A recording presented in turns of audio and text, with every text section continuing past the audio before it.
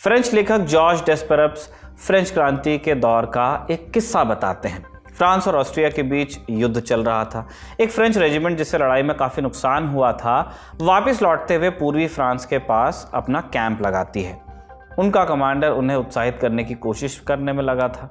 इस दौरान उसने देश और ज़मीन की दुहाई दी, लेकिन सैनिकों पर असर नहीं हुआ। डेस्पेरप्स लिखते हैं कि सैनिक इस कदर हतोत्साहित हो चुके थे कि उनके लिए मातृभूमि शब्द का कोई मतलब ही नहीं बचा था। कमांडर अपने सैनिकों को दोबारा लड़ने के लिए प्रोत्साहित करना चाहता था। ऐसे में उसने एक तरीका निकाला। रात के वक्त उसने पास के एक गांव में जाकर गांव वालों से कहा कि वो अपना सारा सामान, गाय, बकरी, अनाज लेकर सैनिकों के पास आ जाएं और वहीं अपना ठिकाना बना ले। सैनिक सुबह उठे तो उन्होंने देखा कि उनके आसपास एक गांव बस गया है। डेस्पेरप्स के अनुसार सैनिकों ने जब देखा कि उनके देश, उनके फादरलैंड का एक छोटा सा हिस्सा उनकी शरण में आ गया है, उनमें देशभक्ति की भावना एक बार फिर हिलोरे खाने लगी। वो उठे और एक बार फिर युद्ध को आतुर हो उठे। अगले दिन उन्होंने ऑस्ट्रिया की फौज को जर्मन सीमा के पार खदेड़ दिया। देश प्रेम की भावना के चलते सैनिक अपनी जान देने को भी तैयार हुए। इतिहास ऐसे सैकड़ों उदाहरणों से भरा पड़ा है। हालांकि इस भावना से जुड़ा एक ऐसा सवाल भी है जिसके बारे में एक आम आदमी शायद ही कभी सोचता हो। सवाल ये कि देश आखिर होता क्या है? क्या कोई देश सीमाओं से घिरी एक ज़मीन बस है, या लोगों का एक समूह है, या इन दोनों का मिला जुला स्वरूप? इन सवालों पर इतिहासकारों और समाजशास्त्रियों ने लंबे समय तक बहस की। ऐसी बहस आम जीवन में संभव नहीं, इसलिए हम इस्तेमाल करते हैं सिंबल का, जैसे तिरंगा, राष्ट्रगान, राष्ट्रगीत। ये सारे सिंबल इसीलिए बनाए गए ताकि इन्हें देखकर लोगों में राष्ट्र की भावना प्रबल हो। आप गौर करेंगे तो पाएंगे कि ऐसे तमाम सिंबल्स जो होते हैं निर्जीव होते हैं। कभी किसी जिंदा व्यक्ति को देश का सिंबल नहीं बनाया जाता या नहीं बनाना चाहिए, क्योंकि जानकार बताते हैं कि इससे व्यक्ति पूजा का खतरा रहता है। इसके बावजूद चूंकि देश प्रेम एक बहुत सजीव भावना है, इसलिए कई बार देश को भी एंथ्रोपोमॉर्फाइज कर दिया जाता है, यानी उसे एक मानवीय स्वरूप दे दिया जाता है। इसी का नतीजा है कि भारत को भारत माता कहा जाता है। भारत माता कौन है? भारत माता को एक प्रतीक के रूप में दिखाए जाने की शुरुआत कैसे हुई, जानेंगे कहानी आज के एपिसोड में। नमस्ते, मैं हूं निखिल और आप देख रहे हैं तारीख, जिसमें आज कहानी भारत माता की।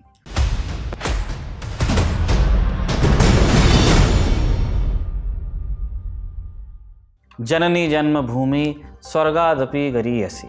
वाल्मीकि रामायण का ये श्लोक हम बचपन से सुनते आए हैं, जिसका अर्थ है माँ और जन्मभूमि स्वर्ग से बढ़कर है। इस श्लोक से पता चलता है कि जन्मभूमि को माँ समान मानने की परंपरा भारत में बहुत पहले से है। सिर्फ भारत ही नहीं, दुनिया के और कई देश हैं जहाँ देश को मदरलैंड कहा जाता है। कुछ देश हैं फादरलैंड भी कहते हैं। रूस का उदाहरण है। इस देश को मातुश्का रशिया यानी मदर रशिया कहा जाता है। आप स्क्रीन पर एक पोस्टर देख रहे हैं जो कि फर्स्ट वर्ल्ड वॉर का है, एक रशियन पोस्टर जिसमें फर्स्ट वर्ल्ड वॉर में साथ मिलकर लड़ रहे 3 देशों रूस, फ्रांस और ब्रिटेन को दिखाया गया है। बीच में मदर रशिया है, लेफ्ट में ब्रिटानिया और राइट में मैरियन। ब्रिटानिया ब्रिटेन का मानवीय रूप है, जिसमें ब्रिटेन को त्रिशूल और कवच पहने एक योद्धा के तौर पर दर्शाया जाता है, जबकि मैरियन नाम है फ्रांस के मानवीय रूप का। देश के अलावा शहरों के मानवीयकरण की भी पुरानी परंपरा रही है। दिल्ली, मुंबई, बेंगलोर जैसे शहरों को हम मेट्रोपॉलिटन शहर कहते हैं। मेट्रोपॉलिटन दरअसल ग्रीक भाषा का शब्द है, जिसका मतलब होता है मदर सिटी। मदर इंडिया यानी भारत माता की जहाँ तक बात है, मॉडर्न इंडिया में भारत माता के प्रतीक को हम 18वीं सदी में ट्रेस कर सकते हैं। भारत माता इस टर्म को कब कॉइन किया गया, इसे लेकर 2 रेफरेंसेस मिलते हैं। साल 2024 में केरला में एक रैली को संबोधित करते हुए मुख्यमंत्री पिनरई विजयन ने दावा किया कि भारत माता की जय का नारा एक मुस्लिम क्रांतिकारी अजीमुल्ला खान ने दिया था। अब ये कौन थे? 1857 के संग्राम में हिस्सा लेने वाले अजीमुल्ला खान पेशवा नाना साहब द्वितीय के दीवान थे। इन्होंने हम हैं इसके मालिक हिंदुस्तान हमारा नाम का एक राष्ट्रगीत भी लिखा, जो पयाम आज़ादी नाम के एक अखबार में छपा था। जहाँ तक भारत माता की बात है, 2018 में सोशल मीडिया प्लेटफॉर्म एक्स पर एक पोस्ट में इतिहासकार राना सफ़ी लिखती हैं, 1857 के संग्राम में अजीमुल्ला खान ने मादरे वतन जिंदाबाद का नारा दिया था। इसके अलावा एक दूसरा रेफरेंस मिलता है बंगाल में। साल 1866 में भूदेव मुखोपाध्याय नाम के एक बांग्ला लेखक ने अपने आर्टिकल में भारत माता का जिक्र किया है। इसी से प्रेरणा लेकर 1873 में किरण चंद्र बैनर्जी ने भारत माता नाम का एक नाटक लिखा। किरण चंद्र बैनर्जी के बाद 1880 के दशक में बंकिम चंद्र चटर्जी ने आनंद मठ नाम का एक उपन्यास लिखा। भारत का राष्ट्रगीत वंदे मातरम पहली बार इसी उपन्यास में आया था। बंकिम चंद्र चटर्जी ने अपने उपन्यास में देश को माता के तौर पर दर्शाया और यहीं से पहली बार इस विचार ने जोर पकड़ना शुरू किया। भारत माता का जो चित्रण आज हम देखते हैं उसे पहली बार बंगाल के एक फेमस आर्टिस्ट अवनींद्रनाथ टैगोर ने बनाया था। अवनींद्रनाथ गुरुदेव रविंद्रनाथ टैगोर के भतीजे थे और भारत माता की पहली तस्वीर उन्होंने 1905 में बनाई थी। अवनींद्रनाथ पहले इस तस्वीर को बंग माता का नाम देना चाहते थे, लेकिन बाद में उन्होंने इसे भारत माता का नाम दिया। ये वो दौर था जब बंगाल के बंटवारे की बात चल रही थी, जिसके विरोध में बंगाल में आंदोलन शुरू हुआ और देखते देखते भारत माता इस आंदोलन का एक ताकतवर प्रतीक बन गई। भारत माता को बंगाल से राष्ट्रीय स्तर तक पहुंचाने में स्वामी विवेकानंद की शिष्या सिस्टर निवेदिता का भी एक बड़ा रोल था। भारत माता की पेंटिंग की ताकत के बारे में मॉडर्न रिव्यू नाम के एक जर्नल में उन्होंने लिखा, ये पहली कृति है जिसमें कोई भारतीय कलाकार देश की आत्मा को दर्शाने में सफल रहा। आगे वो लिखती हैं, मैं चाहती हूँ इस पेंटिंग को रीप्रिंट कर पूरे हिंदुस्तान में इसकी कॉपीज भेजी जाएं, ताकि केदारनाथ से कन्याकुमारी तक एक भी किसान का घर ऐसा न हो जिसमें ये भारत माता की तस्वीर न लगी हो। सिस्टर निवेदिता के प्रयासों से ही भारत माता के पोस्टर छपवाकर बंगाल में बंटवाए गए और 1909 तक भारत माता की ये तस्वीर भारत के कोने कोने तक पहुंच गई। उत्तर प्रदेश से लेकर मद्रास तक लोगों ने प्रदर्शनों के दौरान भारत माता की पेंटिंग दिखानी शुरू की। भारत माता की जय राष्ट्रीय आंदोलन का एक ताकतवर नारा इसी तरह बना। लोकमान्य तिलक ने बॉम्बे और लाला लाजपत राय ने पंजाब में इस नारे को प्रचलित किया।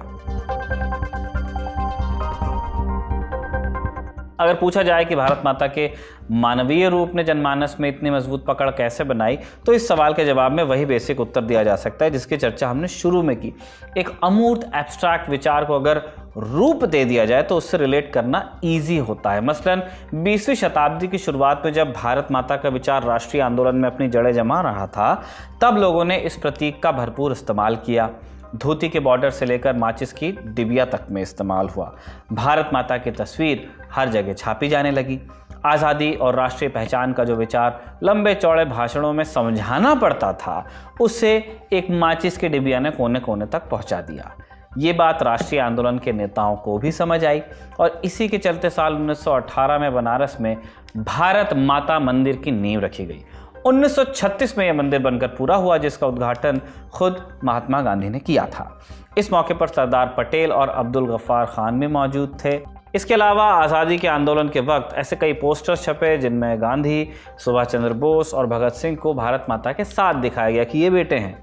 अपनी आत्मकथा में नेहरू लिखते हैं कि कितनी दिलचस्प बात है कि आप देश को मानवीय रूप दिए बिना नहीं रह पाते, इसलिए भारत से भारत माता बन गई। इसने हजारों लाखों लोगों में देश प्रेम की भावनाएं जगा दी। भारत माता कौन है?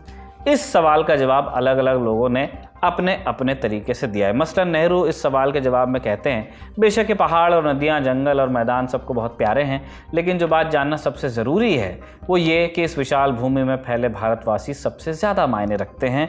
भारत माता यही करोड़ों करोड़ जनता है और भारत माता की जय उसकी भूमि पर रहने वाले इन सब की जय है।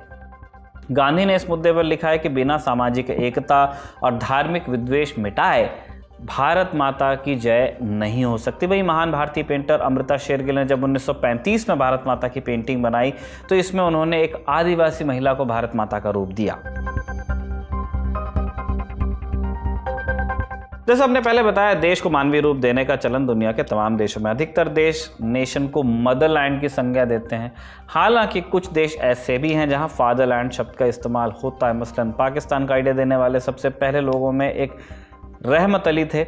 इन्होंने जब 1933 में अलग देश का विचार रखा तो उन्होंने अपनी किताब को टाइटल दिया पाकिस्तान द फादरलैंड ऑफ पाक नेशन।